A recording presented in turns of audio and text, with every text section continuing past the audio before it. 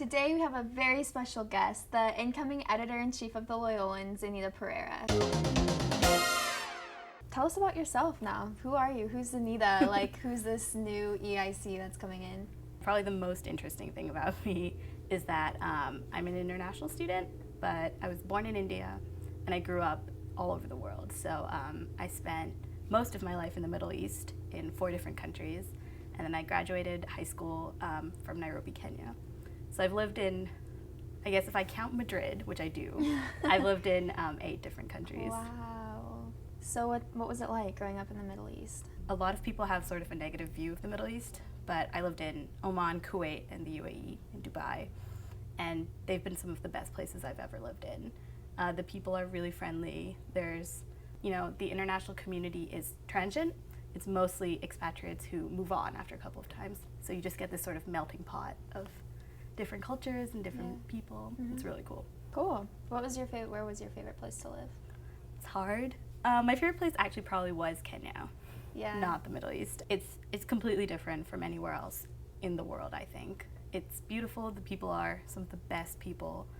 But there's this, with the beauty, there's a lot of poverty, which is difficult to live with on a daily basis. But I think it makes you reconsider how privileged you are and makes you more committed to living a life that isn't just for yourself, but it's for others. Great. So, editor-in-chief, this is a big job. How are you feeling about it? Yeah, it's kind of overwhelming right now, but I'm really excited. I think we've just gone through hiring, so we have a really great group of people. Do you have any special plans or goals, things you want to see happen in this next year? Not explicitly, any big pushes, but there's a lot of things we're working towards behind the scenes in terms of the push to digital first was the first step in a 3-year plan. So this year is all about maintaining that focus on digital and sort of taking a step back and looking at where we can continue to make digital a priority and other ways and stuff like that. Cool. Very cool. So this is hearsay, but I hear that Dr. Beauvais, who's the Senior Vice President of Student Affairs, has described this job as the hardest student job on campus. So why do you apply for this? What makes you want to do a job this big? Well, I think partially you have to be a little bit insane to take this job on. I think Kevin O'Keefe, the outgoing editor-in-chief, would agree with that. But part of it is just working at the Loyolan has been the best job I could have ever held on campus. And I've had a variety of positions at the Loyolan. I started as an intern. I was an assistant news editor, managing editor. And logically, editor-in-chief was the next step. And I was excited to keep growing within the paper and, pushing myself, even though this is going to definitely be the biggest challenge so far.